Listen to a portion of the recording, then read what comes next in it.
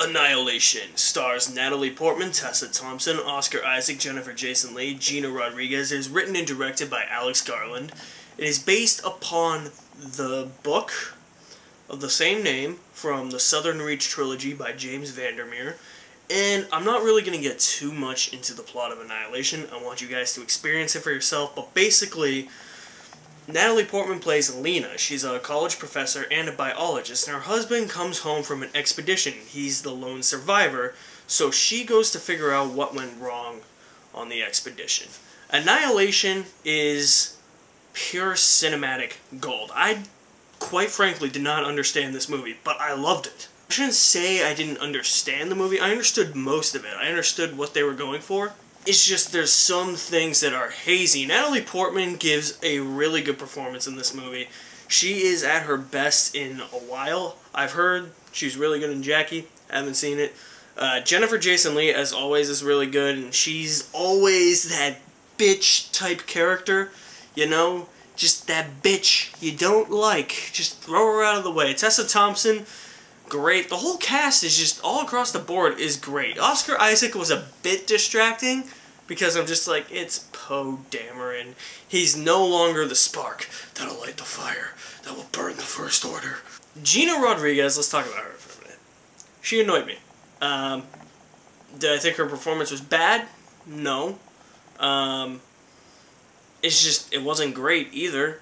And she just kind of came across to me as like that chick that just has to be the tough chick. And I was just like, I'm not buying into this at all. Like, the movie could have just thrown her away. Now, it's not a straightforward action movie. If that's what you're looking for, that's not what it is.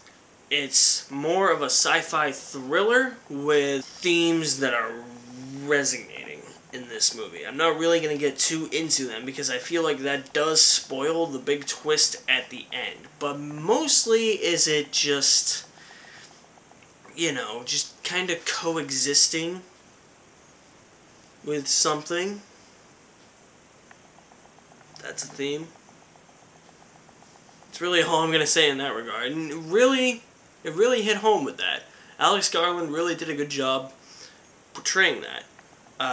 The camera work is very good. There's this one scene in the end that's just a pan-out shot.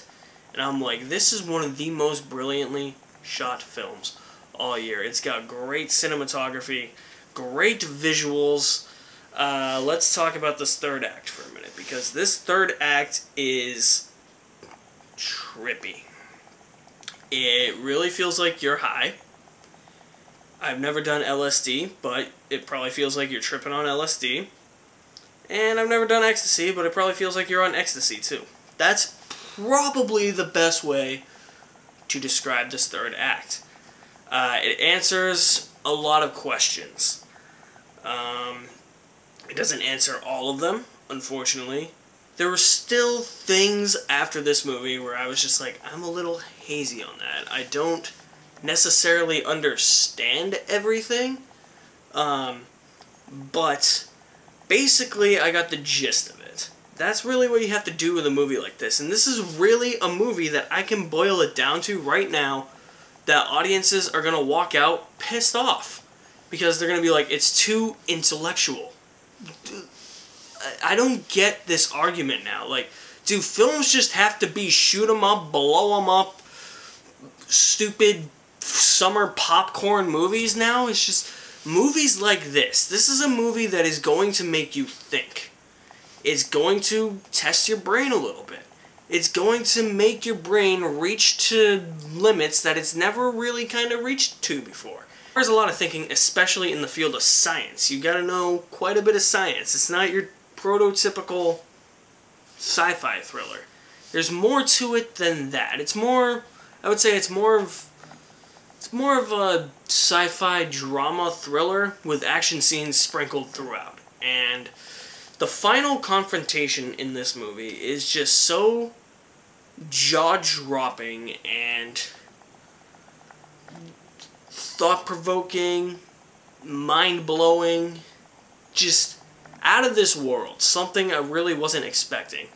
But at the same time, there are a few instances in this film that feel a bit predictable. There are certain situations and scenarios that play out the way you think they're going to play out, and there are certain characters that do stuff that you think they're going to do.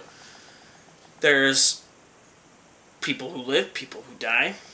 You can guess that right off the bat. But like I said, this is a film that tests your brain. It's not just a straightforward, here's all the answers to it. No.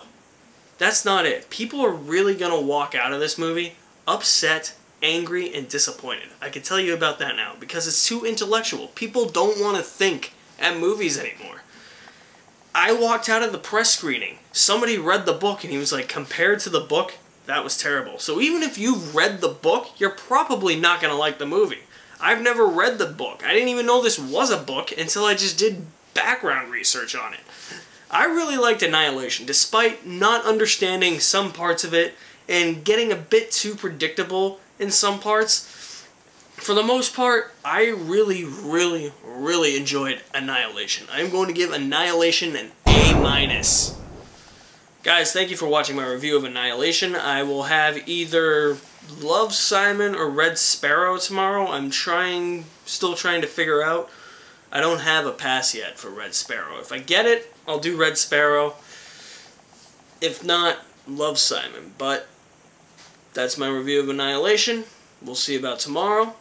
Guys, thank you for watching. I will leave all my links to my social media accounts in the description below. What did you guys think of Annihilation? I want some feedback in the comments below. I am Alex Madden, signing off. Certified G and a bona fide stud.